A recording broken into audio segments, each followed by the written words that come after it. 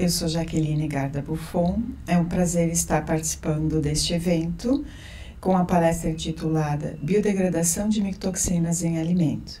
Este é um tema que veio atuando ao longo de minha formação e atuação como professora da Universidade Federal do Rio Grande, no Laboratório de Micotoxinas e Ciência de Alimentos. Eu tenho atuado também nesse mesmo tema em 2 programas de pós-graduação, em Química Tecnológica Ambiental e no programa de pós-graduação em Engenharia e Ciência de Alimentos.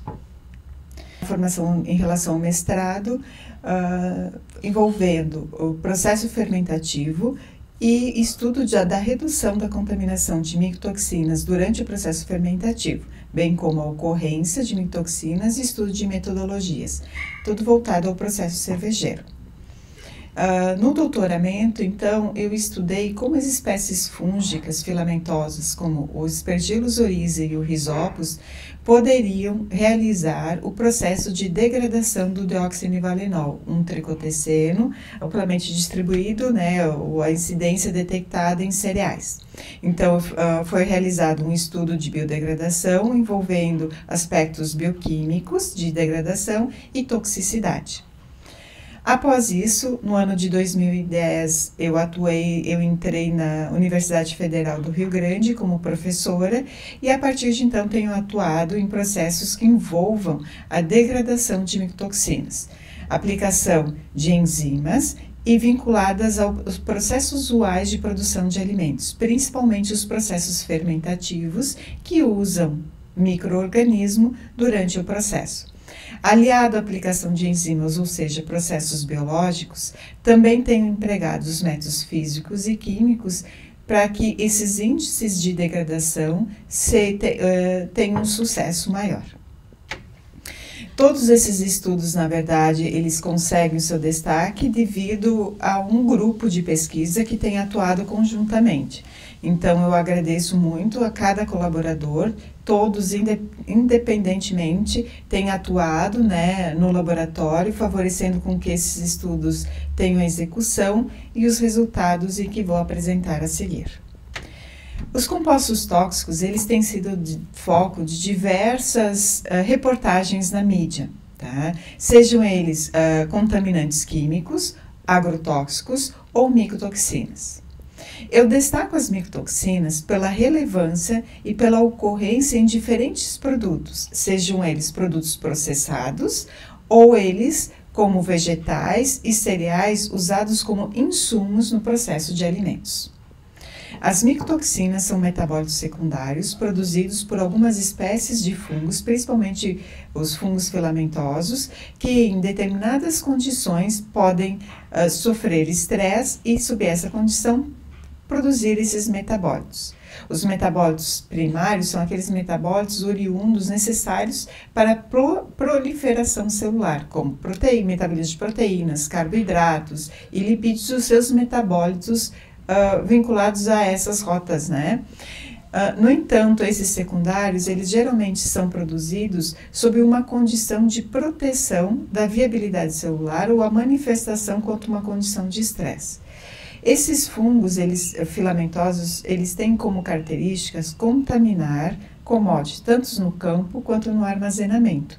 E se alguma condição variar, falta de nutriente, variação de temperatura, variação de umidade ou qualquer outra situação acontecer que gere um estresse, esse fungo, se for uma espécie toxigênica, como forma de defesa, produzir essas micotoxinas. Dentre os fungos filamentosos que mais se destacam para a produção de micotoxinas são o Fusarium, Aspergillus e Penicillium. As micotoxinas variam muito, cerca de 450 estruturas diferentes são conhecidas e caracterizadas, mas algumas têm destaques principais pelos seus efeitos nocivos, e esses efeitos são observados quando alimentos contaminados são consumidos tanto por humanos quanto animais. A ocorrência de micotoxinas é descrita na literatura em diversas situações, como produtos processados, como insumos, entre eles cereais, café, especiarias, oleaginosas e frutas. Dentre os produtos processados, bebidas como vinho, cerveja e suco, tem sido muito relatada a ocorrência mesmo após o processamento. E, além disso, produtos de origem animal, pela contaminação, né, deste animal via a sua alimentação, já foram detectados índices de contaminação por micotoxinas em leite, salame, carnes e ovos. A ocorrência de micotoxinas em produtos fermentados não é comum, mas com índices menores que nos seus insumos utilizados rotineiramente. No entanto, vários estudos procuram enfatizar a necessidade de processos e tecnologias inovadoras que visam a redução dessa contaminação. Dentre os produtos processados, a cerveja ela tem destaque pelo interesse pelo seu alto consumo e por já ser utilizado o processo da fermentação alcoólica, que usa um micro-organismo que pode contribuir com a redução dessa micotoxina. Mesmo assim, esses estudos relatam a incidência de diversas micotoxinas em níveis variados.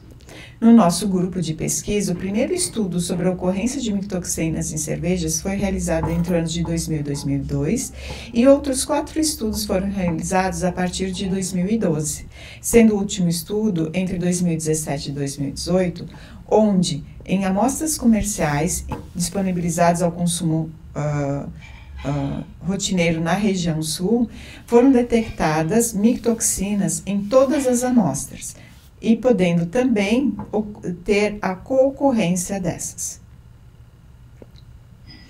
A primeiro dado de ocorrência de micotoxinas foi datada em 1977, e essa contaminação está relacionada com os insumos aplicados nesse processo, como malte ou outras matérias-primas utilizadas como cereais adjuntos, arroz, trigo, milho e entre outros. Estudos no mundo inteiro têm sido realizados a partir do conhecimento da incidência de micotoxinas em alimentos. Vários países incorporam nas suas regulamentações os limites máximos permitidos em diferentes tipos de insumos usados no processamento de alimentos, nas matérias-primas ou nos próprios produtos industrializados. Então, no Brasil, a Agência Nacional de Vigilância Sanitária implementa esses limites. Neste slide eu tenho a apresentação dos limites máximos tolerados para DOM, mas no mundo inteiro existem essas descrições de limites nos diferentes órgãos conforme a competência do país. É importante salientar que no Brasil o setor cervejeiro ele tem um impacto econômico, né, um impacto na economia do Brasil, do país muito grande. O Brasil ele é descrito por ser o terceiro maior produtor de cerveja. Ele produz cerca de 14 bilhões de litros ao ano, gerando uma receita de 234 milhões ao ano. Essa receita, né, é devido ao próprio consumo do produto e todo o setor vinculado ao processo cervejeiro. O consumo brasileiro não está entre os países de maior consumo, 150,5 litros per capita, mas é um consumo alto que possibilita, né, um incremento dessa receita nacional. Dentre 2000 e 2020, o setor ele teve um crescimento de 19,6% ao ano.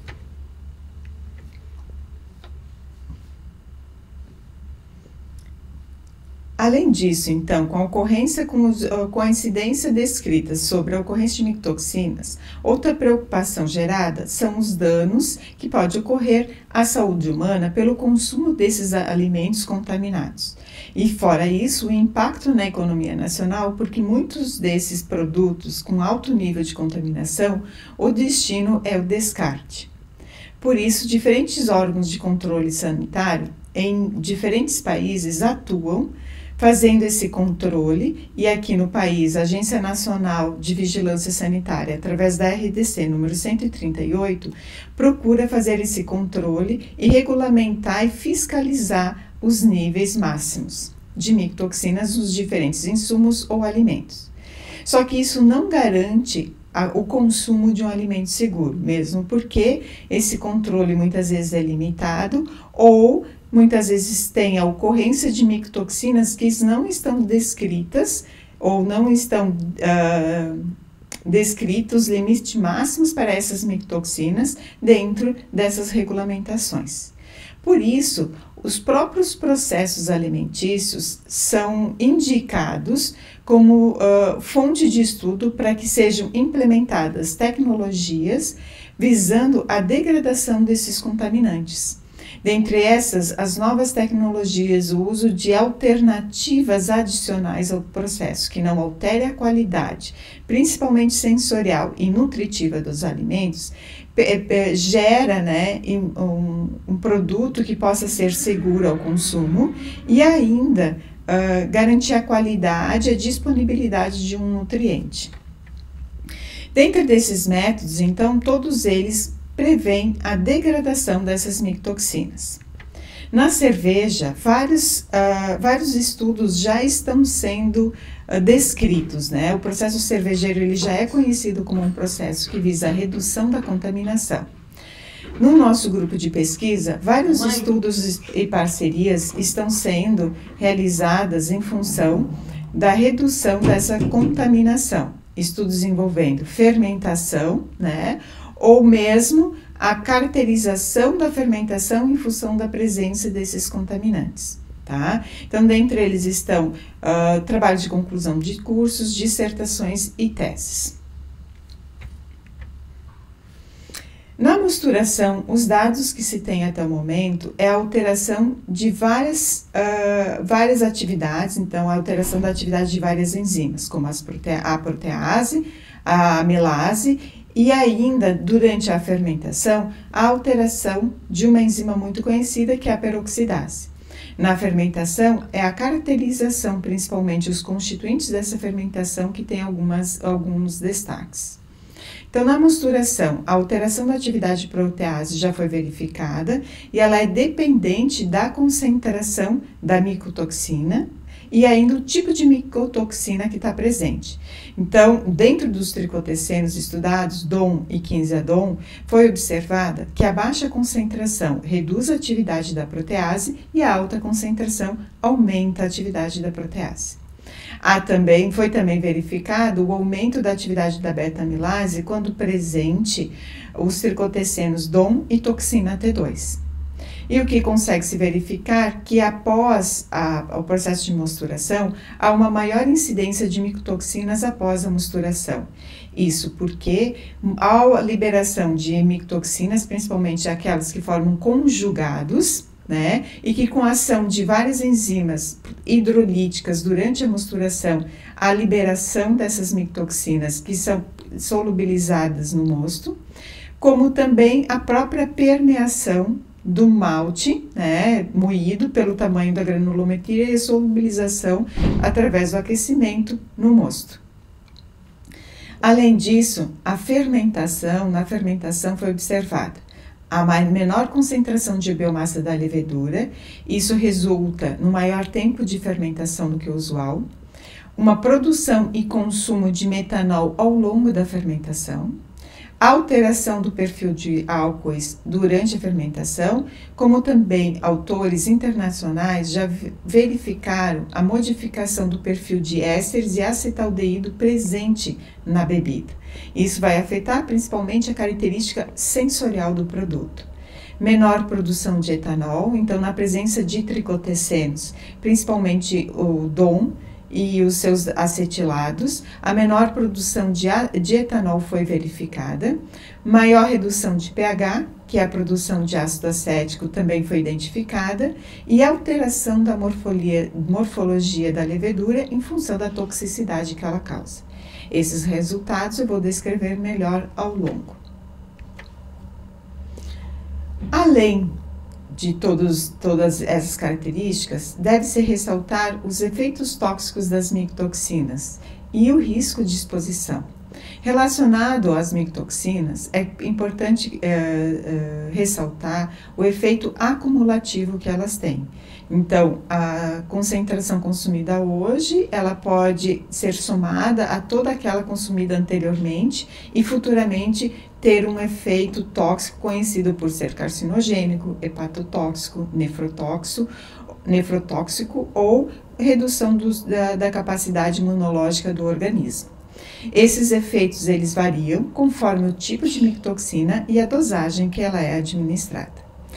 Em função da dosagem, a gente pode ter também efeitos crônicos, como os efeitos agudos. Efeitos crônicos quando é consumido baixas doses, mas por períodos prolongados, e que aí a gente observa esses efeitos aqui mencionados anteriormente. Os efeitos agudos são aqueles efeitos quando a dose ingerida ela é grande e ela causa geralmente vômito, diarreia, dor de cabeça, que são efeitos agudos muito parecidos com outras toxicoinfecções causadas por bactérias ou indigestão alimentar, ficando difícil de identificar uma micotoxicose. Esses efeitos agudos, muitas vezes, pela dificuldade de ser identificados, eles podem ocorrer quando tem um alto consumo. Como nós estamos comentando muito sobre o processo cervejeiro, então um exemplo muito comum é o consumo da cerveja. Como mencionado anteriormente, em estudo realizado no laboratório, então foi identificada a presença de micotoxinas, nas amostras comerciais disponibilizadas aqui no comércio de Rio Grande, e todas elas apresentavam pelo menos uma micotoxina, a ocorrência de pelo menos uma micotoxina, tá? Dentro do que foi quantificado nessas amostras, e estimando o consumo diário de 0,19 litros por dia, através de indicativos preconizados por órgãos internacionais, pode-se dizer que não há risco de exposição, risco de efeitos tóxicos, de exposição quanto ao consumo de micotoxinas pelo consumo de cerveja, nesta quantidade, ou seja, em torno de 190 ml por dia ou 200 ml por dia.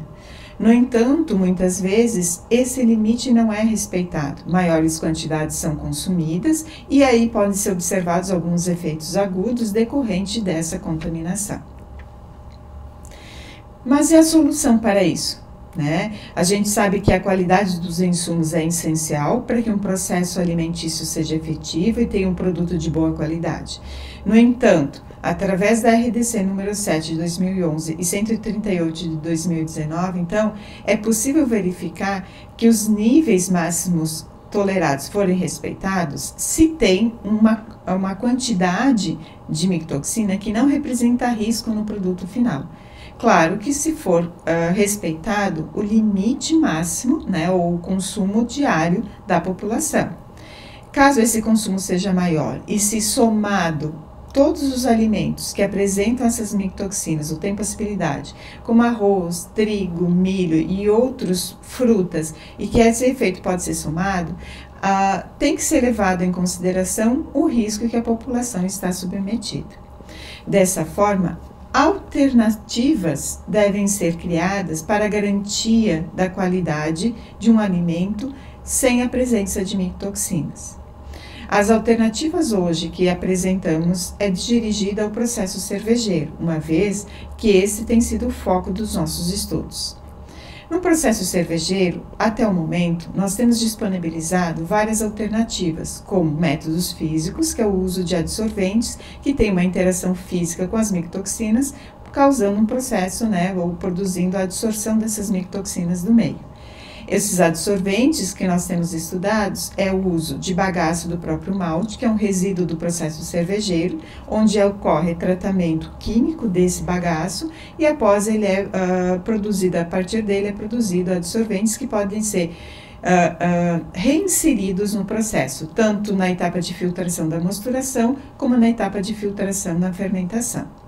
Além do bagaço de malte, a casca de arroz também foi estudada em uma tese de doutorado e ela apresentou resultados bem significativos na redução da contaminação dos tricotecenos, ocra e zearalenona. A casca de arroz é um coproduto, um subproduto do processamento de arroz em grande quantidade, disponibilizado em grande quantidade aqui na região sul do Rio Grande do Sul. Essa casca foi tratada e foi um absorvente potente para as micotoxinas. Além desses processos físicos, os métodos físicos, também temos os métodos biológicos, que seriam o uso ou de micro-organismos ou de enzimas que possibilitem a degradação dessas micotoxinas. Dentre elas, eu destaco a peroxidase e a lipase. O uso de enzimas ou uso de métodos biológicos acoplados à aplicação de enzimas tem as vantagens na sua aplicação pela facilidade de aplicação em processos de alimentos, né? E que garantem, no final, um produto na ausência de micotoxinas. Essas estratégias ou essas vantagens são caracterizadas pela fácil aplicação, especificidade, utilização de condições brandas de reação, ambientalmente amigável e seguras. Isso caracteriza, então, e fundamenta a aplicação de enzimas com esse fim em diferentes processos alimentícios, principalmente nos processos fermentativos. A peroxidase salientada anteriormente, ela é uma enzima da classe das oxorredutases, pode ser de fonte de origem microbiana, animal e vegetal. Ela catalisa a reação de redução do peróxido de hidrogênio à água, um cofator usado pela enzima, e a ação pode ser nas ligações carbono-carbono, carbono-duplo-oxigênio, ligação dupla entre carbono e carbono, carbono-nitrogênio, NAD reduzido ou NAD fosforilado reduzido. Todos esses grupamentos de atuação têm vínculo com a capacidade de ação em diferentes substratos. A aplicação da PO tem sido descrita no tratamento de águas residuais, o tratamento de contaminantes fenólicos, a descoloração de corantes, a desodorização de dejetos e a degradação de hidrocarbonetos policíclicos. Além disso, no nosso grupo de pesquisa, temos estudado a degradação de diferentes micotoxinas pela ação da peroxidase, aflatoxinas, deoxinivalenol, ocratoxina A e zearalenone, todos obtendo um sucesso em nível de degradação. A lipase é uma outra enzima, só que na classe das hidrolases, também a fonte pode ser microbiana, animal e vegetal. A nível comercial se destacam as lipases obtidas de fonte animal, principalmente a pancreática e a hepática. No entanto, tem se destacado também a lipase obtida de Aspergillus niger pela sua capacidade de atuação em diferentes substratos. As reações que ela pode catalisar, que é dependente do substrato ou meio em que ela se apresenta, é a hidrólise, esterificação, acidólise, alcoólise, aminólise, tiólise e interesterificação. A aplicação da lipase tem sido em processos de diferentes alimentos, no processamento de detergentes, tratamentos de efluentes, na indústria farmacêutica, couro, de têxtil, cosméticos e papel, e na degradação de ota e patulina, estudados por grupos internacionais. A aplicação das enzimas está baseada no uso dos micro-organismos e a definição das enzimas que atuavam nesses micro-organismos degradadores de micotoxinas. Os primeiros micro-organismos que foram descritos por atuarem na degradação de micotoxinas foram as bactérias, e principalmente quanto à ação degradadora das aflatoxinas A. Então, tanto as bactérias gram positivas quanto gram negativas têm essa ação, e o sucesso da degradação varia muito dependendo do tipo de bactéria e o tipo de aflatoxina, B1, G1, B2 ou G2. Além das bactérias, além dos mecanismos enzimáticos em que as bactérias possuem que possam realizar essa degradação, os fungos também apresentam mecanismos de degradação. Aqui estão descritos várias espécies, né, ou mesmo gêneros fúngicos que apresentaram sucesso na degradação, obtendo até 99% de degradação em relação às aflatoxinas. Além das bactérias, né, que já foram descritas, essas são outras descritas na literatura por terem algum sucesso na degradação de diferentes micotoxinas. Outros fungos, principalmente os filamentosos, né, que têm características de degradadoras, e dentro dos fungos eu destaco a Saccharomyces cerevisiae. A Saccharomyces cerevisiae, ela tem destaque por ser um micro-organismo muito usado na produção de alimentos em diferentes processos, como panificação e no processo cervejeiro, e ela pode ter, ou já é descrita por ter a capacidade de biodegradar micotoxinas. Além dos micro-organismos testados, várias enzimas decorrentes da sua atuação nesses micro-organismos foram detectadas como hábeis à biodegradação. Entre elas, a lactoperoxidase, a peroxidase, lipase, lacase, manganês peroxidase e outras obtidas e caracterizadas a partir de uma bactéria. O sucesso dessas enzimas varia também, dependendo da fonte e dependendo do substrato, qual o tipo de micotoxina em que ela vai atuar. Dentre essas enzimas, a carboxiesterase é uma enzima que foi citada por degradar os tricotecenos acetilados, 3-acetildom e 15-acetildom. Por que eu estou destacando essa enzima? Porque nesse caso, ela é hábil a degradar, né, desacetilar os tricotecenos, ou seja, de 3-acetildom, ela vai produzir um grupo acetil e a micotoxina DOM. Então, nesse sentido, ela tende a reduzir a concentração de 3-acetildom, no entanto, incrementar a concentração de DOM disponibilizada naquele meio.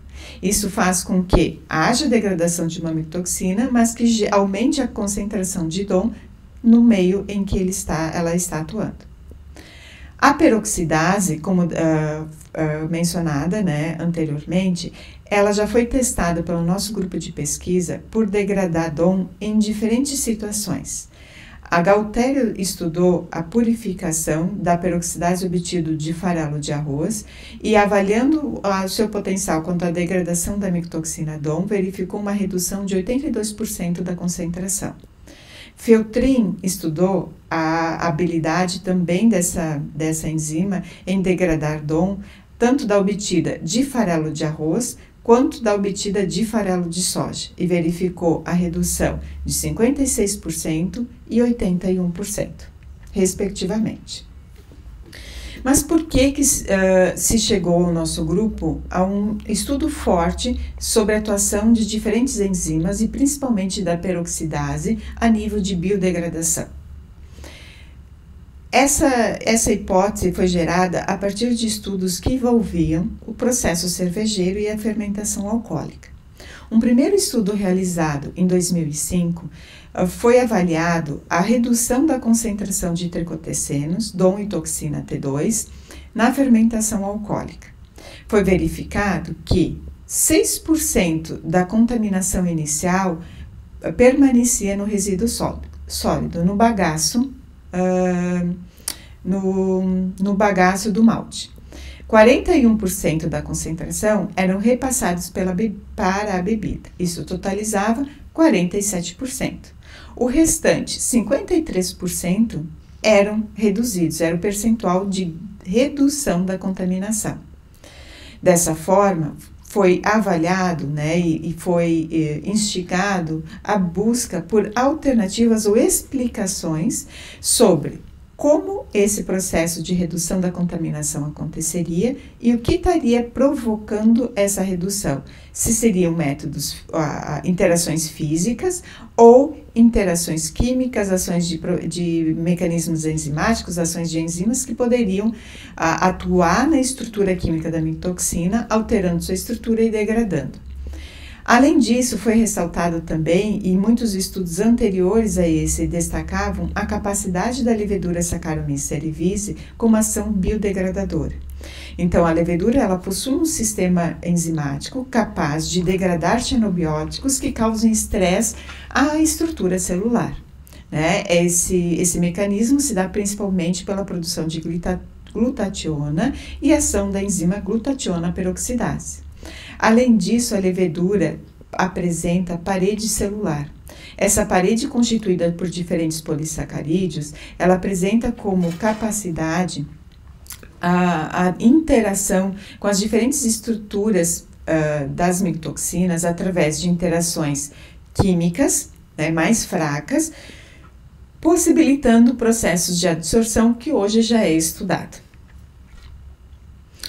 A partir disso, um outro trabalho na definição de definir os mecanismos bioquímicos que micro-organismos poderiam estar atuando e descontaminando, foi avaliada a fermentação submersa, mas empregando 2 espécies de fungos filamentosos, aspergillus e rhizopus.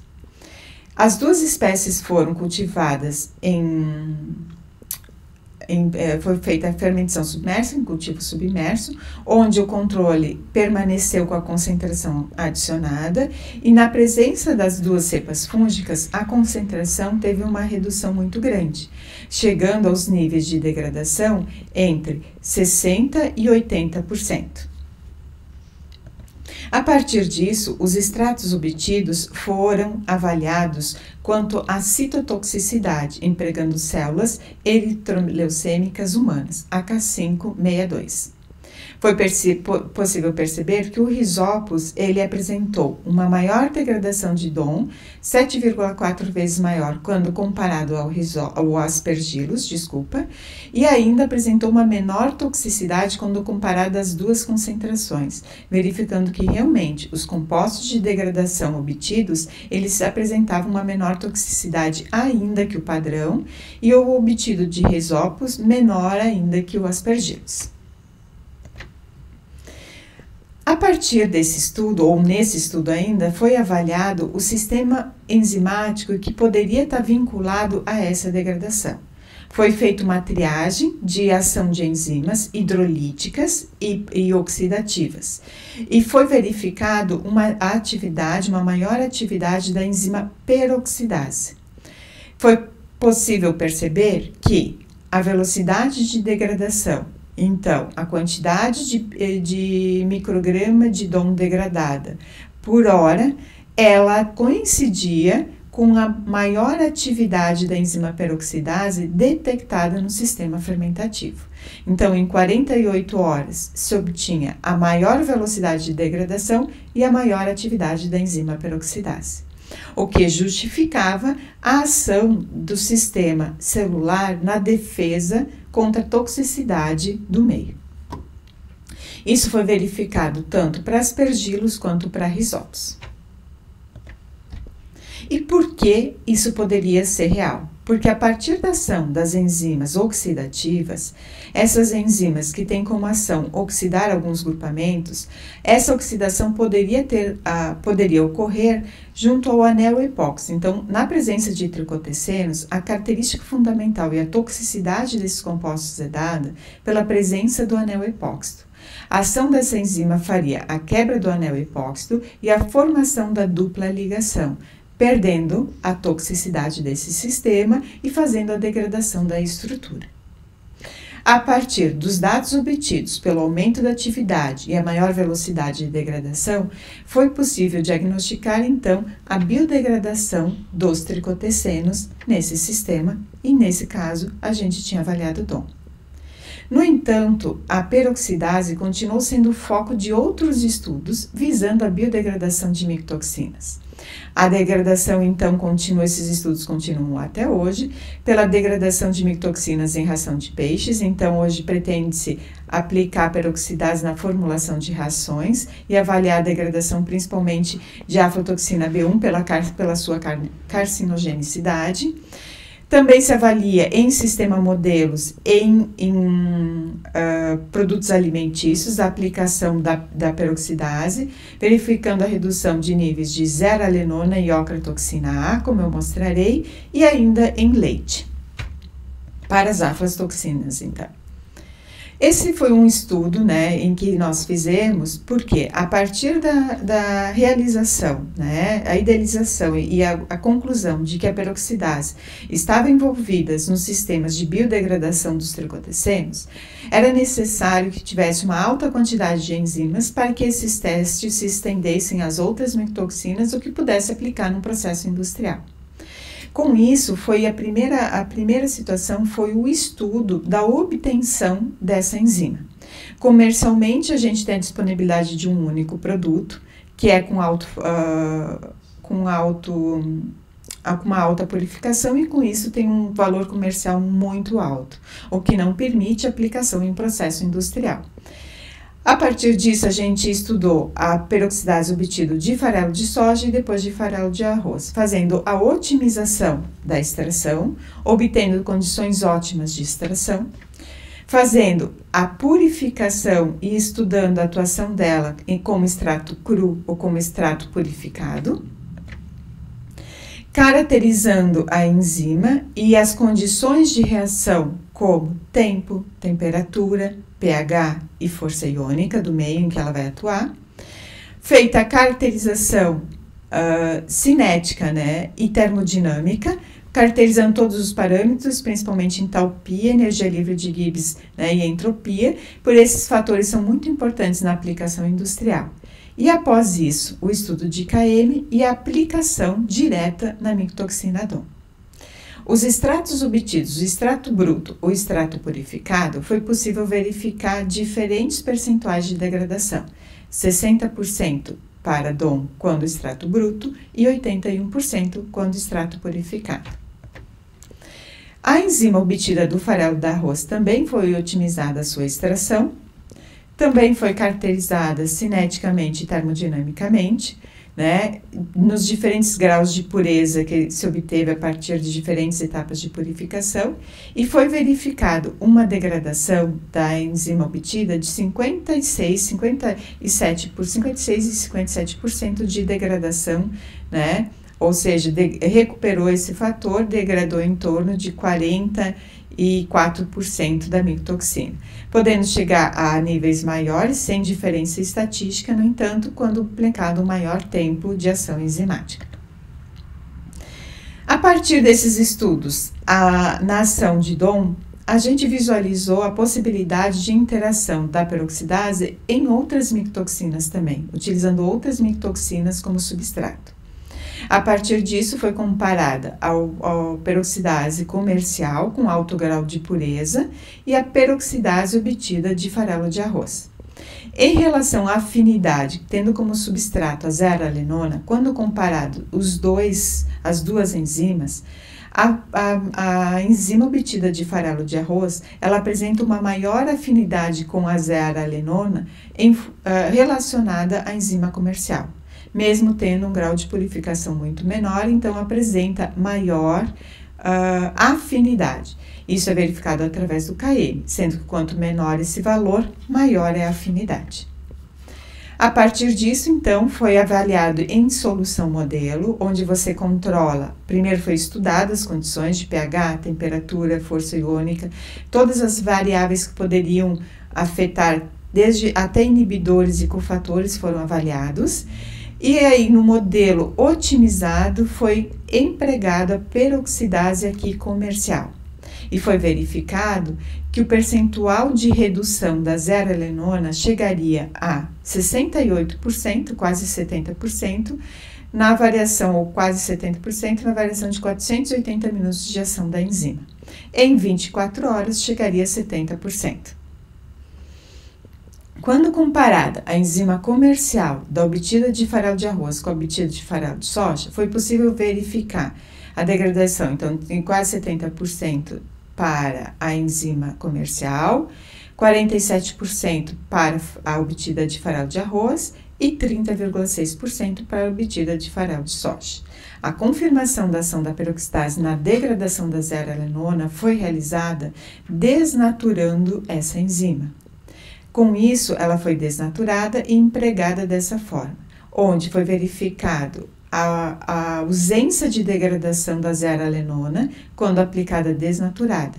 Essa ação confirmou que esta enzima ela tem potencial na degradação estrutural da zearalenona.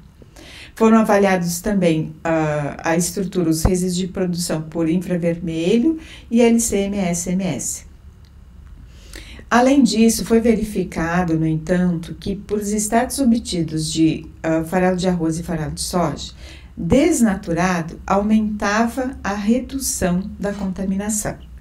A explicação aqui é por serem extratos que não apresentavam um grau de pureza, né, não estavam purificados, eles tinham uma certa quantidade de proteínas contaminantes e a própria enzima, que ao ser degradada, abria sua estrutura e aminoácidos aromáticos ou aminoácidos que tinham na sua estrutura, principalmente hidroxilas como a tirosina, poderiam fazer interações químicas ou interações fracas, fazendo com que houvesse a interação com a estrutura da micotoxina, não disponibilizando para extração no meio.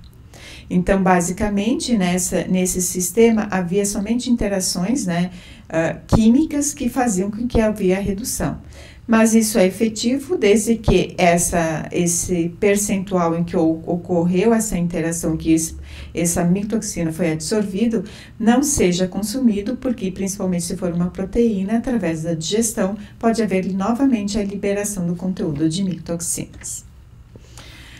Posteriormente, a peroxidase também foi aplicada na redução da concentração da ocratoxina A, também estudando em solução modelo comparado com o suco de uva.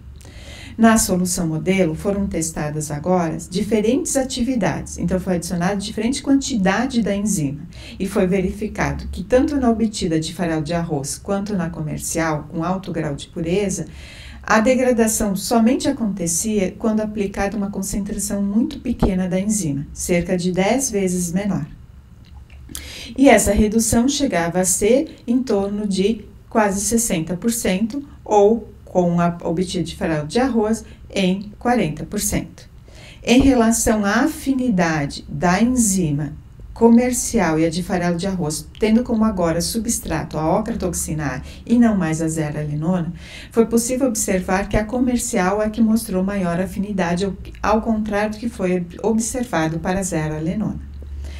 Quando aplicado em suco de uva, onde é uma matriz mais complexa, onde vários constituintes, como pH, concentração de íons e outros fatores da solução modelo não podem ser modificados e somente aplicada a enzima, foi possível observar uma diferença de redução muito grande.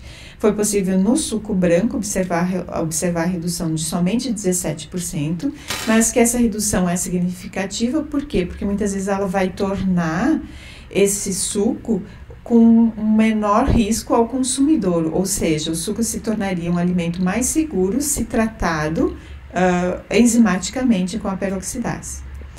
Quanto ao vinho tinto, não foi possível observar a degradação, ela permaneceu dentro da sua faixa de variabilidade. Qual foi a justificativa, ou o que nós observamos que pode ter ocorrido nesse sistema? Os ácidos fenólicos, eles já são descritos na literatura por serem inibidores de peroxidase. Então, esse poderia ser um dos fatores, a inibição da enzima em função da presença de ácidos fenólicos. Outra situação é que outros compostos fenólicos presentes também podem ser considerados substrato para a peroxidase e que pela diferença de concentração, em torno de miligramas por litro, quando comparados à ocratoxina A, que é nanogramas por litro, a peroxidase ter tido preferência na atuação quanto aos outros fenóis do que no próprio substrato, que seria a ocratoxina A. Além do suco de uva, também foi avaliado a aplicação da peroxidase em leite UHT e em cerveja tipo lager. Aqui, nesse sentido, foi avaliada a degradação, a biotransformação da aflatoxina. Para o leite, foi degradado em torno de 97% a aflatoxina B1 e 65% da aflatoxina M1, aplicando a peroxidase. Na solução modelo, onde todos os fatores foram otimizados, visando a degradação da aflatoxina B1, esse nível foi muito maior, chegou a 97%, quando comparada com a M1 também se obteve altos índices. Mas em leite, permaneceu mesmo mudando de matriz e tendo uma matriz mais complexa, que é a solução tampão com controle de constituintes. Quanto à cerveja, foi possível verificar somente a degradação de aflatoxina B1 em 24%. Mas, como eu mencionei anteriormente, a gente diz que é um baixo percentual de degradação quando a gente compara no leite, mas é significativo quando a gente vê que, se essa concentração ainda estivesse presente, o risco seria maior. A peroxidase também foi testada quanto à zearalenona aplicada em cerveja, né? Então, na solução modelo, já foi mencionado anteriormente que ela foi testada e, simultaneamente, nesse caso, ela foi testada em relação à ocra e à zearalenona presentes no mesmo sistema. E o que foi possível observar? Na solução tampão, na solução modelo, foi possível observar a degradação da ocratoxina A em grande quantidade e a degradação de zearalenona em menor percentual. Mas quando comparada à afinidade da enzima, é possível verificar que a peroxidase, quando as duas estão presentes concomitantemente, ela tem maior afinidade pela zearalenona do que pela ocratoxina A, possivelmente devido aos níveis presentes, 1 nanograma por ml e a zearalenona micrograma por ml nesse caso. Além da peroxidase, a manolipase A também foi colocada para atuar simultaneamente nas duas micotoxinas. Então, primeiro foi testada somente a peroxidase e após duas enzimas simultâneas na ação de duas micotoxinas simultaneamente. Por que a manolipase foi inserida nesse sistema? Porque a zearalenona possui um grupamento éster, onde a lipase poderia atuar, degradando a sua estrutura, eliminando do sistema. Com isso, os estudos em cerveja e mosto apresentaram diferentes resultados.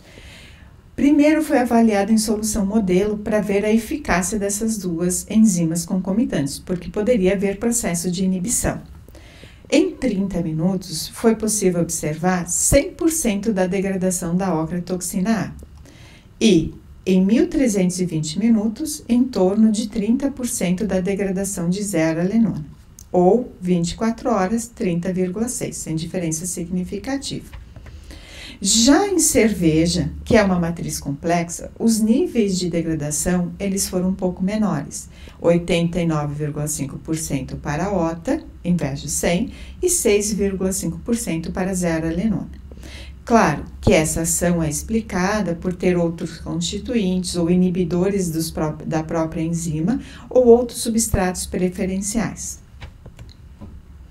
Dessa forma, diferentes enzimas, mencionadas aqui, além das mencionadas aqui da lipase e da peroxidase, podem ser empregadas, como a lacase e a protease, tanto em processos usuais, como o processo cervejeiro, vinificação, em outros tipos de fermentação, e que podem resultar em um grande sucesso na redução da contaminação.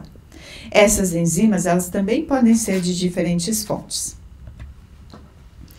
Vinculado ao processo cervejeiro, então, na fermentação submersa foi estudado a relação entre as enzimas presentes e a peroxidase, tendo como destaque para as micotoxinas DON e nivalenol. Nesses sistemas foram avaliados as concentrações de 150 microgramas, tanto de uma quanto da outra micotoxina, para 150 ml de meio sintético. O que foi observado? Para DON, quando avaliado isoladamente, foi verificado que a presença de DON faz com que haja uma menor concentração celular da levedura, uma menor quantidade de biomassa. Também foi observado que na presença da micotoxina, uma maior atividade da peroxidase e da catalase foi quantificada. Além disso, foram quantificadas algumas proteínas de estresse celular, como as proteínas de 22 e 43 cadaltos, quando na presença de DON. Essas proteínas tiveram uma maior expressão nessa situação, indicando o estresse celular. A partir dessa verificação, foi avaliado, além da peroxidase, a molécula de glutationa, o tripeptídeo glutationa. Esse é um indicador de estresse celular produzido pela levedura, caso haja essa situação. Na presença de nivalenol, seguindo a mesma situação de fermentação alcoólica, mas usando ainda meio de cultivo sintético, Foi possível observar que quando presente nivalenol, também foi observada a maior atividade da peroxidase, acompanhado também com a maior produção de glutationa. Então, isso tem relação porque a produção de glutationa, ela está vinculada ao estresse oxidativo celular, onde a glutationa peroxidase, uma peroxidase atua, reduzindo a glutationa reduzida, oxidando a glutationa reduzida e produzindo glutationa oxidada. Nessa oxidorredução, a redução do peróxido de hidrogênio e formação de água, ficando como resultado a L-glutationa oxidada disponível na célula e reduzindo o estresse celular pelo consumo do peróxido de hidrogênio. Além dessa ação, foi possível verificar também a alteração do perfil lipídico presente na levedura, onde a concentração de ácidos graxos de cadeia curta foi maior quando na presença do nivalenol. E essa redução foi observada porque acredita-se, como explicação, que os sistemas enzimáticos de alongamento e insaturação dos ácidos graxos podem ter sido afetados pela toxicidade da micotoxina, pela presença da micotoxina no sistema, tentando também como indicativo de reduzir, o efeito tóxico da levedura ou o estresse celular. Nesse estudo foi verificado, então, uma redução de 46% da concentração de nivalenol no mundo. Em outro estudo publicado este ano, também foi avaliado o efeito do nivalenol na fermentação alcoólica, visando a degradação. Foram acompanhados os mesmos indicativos de biomassa, atividade da peroxidase, entre outros fatores, concentração de açúcares redutores, a concentração de proteína solúvel e mais outros, perfil de álcoois, mas também foi avaliado a aplicação de uma nova tecnologia, que seriam os campos magnéticos. Nesse sentido, os campos magnéticos foram adicionados à fermentação alcoólica, foram aplicados durante a fermentação alcoólica o campo magnético, visando a maior produção de glutationa e que isso poderia contribuir com a ativação do mecanismo de detoxificação da levedura, reduzindo os níveis de nivalenol através da ação da peroxidase. No entanto, o que foi observado? Que na presença do campo magnético, uma menor concentração de biomassa, foi verificado, mas que a concentração de nivalenol não afetou a concentração de biomassa quando comparado ao controle. O perfil de álcoois durante a fermentação, foi em função da micotoxina, não variou, mas variou em função da aplicação dos campos magnéticos. Outro dado verificado é que o consumo de açúcar redutor foi maior, o consumo de substrato foi maior, quando presente o campo magnético, tanto na presença do NIV como na ausência do nivalenol. O que foi possível concluir nesse estudo, então? Que ocorreu uma maior produção de glutationa quando presente NIV e isso foi acompanhado com a maior atividade da peroxidase no final do processo fermentativo. Para esses dados, percebeu-se uma redução de 56% da concentração de nivalenol. Em outro estudo, o último realizado em função de fermentação alcoólica, foi feita a caracterização cinética e bioquímica da fermentação, adicionando a essa fermentação 2 tricotecenos, DOM e 15-ADOM, em 2 concentrações, uma 0,2 microgramas por ml e outra 0,8 microgramas por ml. Essas concentrações levam em consideração os limites máximos estabelecidos na RDC 138. O limite de 0,8 ele está acima dessa legislação. O limite 0,2 considera esse limite em malte e depois projeta as diluições do processo. Para isso foi verificado que Quando adicionada a maior concentração de micotoxina, foi possível observar uma menor concentração de biomassa no meio. Em relação à caracterização cinética e bioquímica, ou seja, aqui a gente caracterizou, quantificou a quantidade de glutationa e a atividade da peroxidase relacionada ao percentual de degradação de DON e a degradação específica redox, ou seja, a relação entre percentual de degradação e a concentração de glutationa e a atividade da peroxidase por tempo de fermentação. O que foi observado? Que ocorreu um aumento da produção de glutationa e da atividade da peroxidase no próprio controle.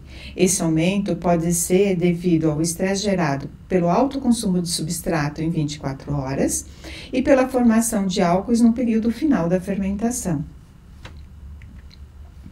Além disso, foi observado, então, que nos tratamentos em 48 horas, em 24 e 48 horas no tratamento 2, foi verificado a maior concentração de glutationa e a maior atividade, vinculado à maior degradação no processo. Ou seja, onde a gente obteve o maior percentual de degradação ou a maior degradação específica redox, foi onde foi observado o aumento da atividade da peroxidase nesse sistema, a não ser no período final, mas principalmente no T1, isso ficou bem caracterizado. Quanto à caracterização físico-química da fermentação alcoólica, foi possível observar, em 96 horas, um aumento das proteínas solúveis, quando sob a presença dos dois tricotecenos, DON e 15-ADON. Isso é benéfico em função da formação de espuma do produto final.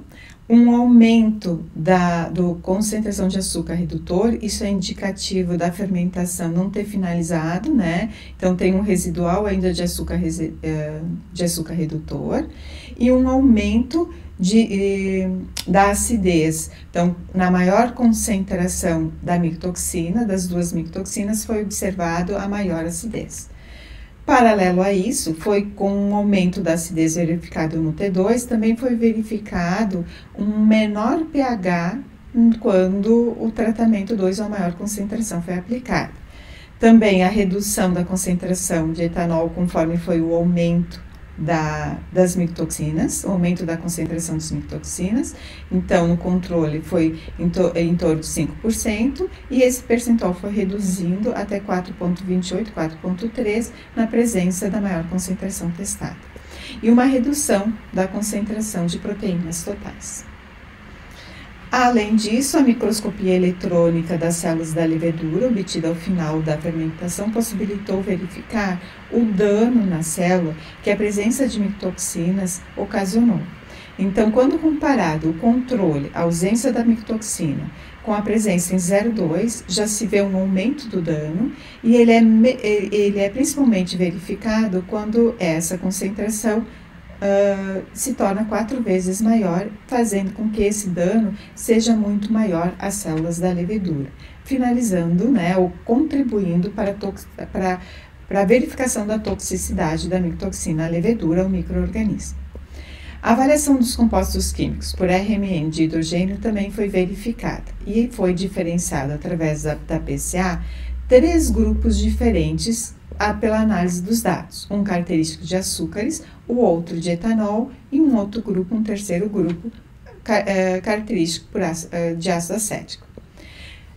A presença de açúcares, na verdade, formou um grupo que variou entre 0 e 24 horas. Todas as amostragens, independente do tratamento efetuado, se foi o controle, o tratamento com 0,2 ou com 0,8, eles não se diferenciaram quanto à composição dos açúcares.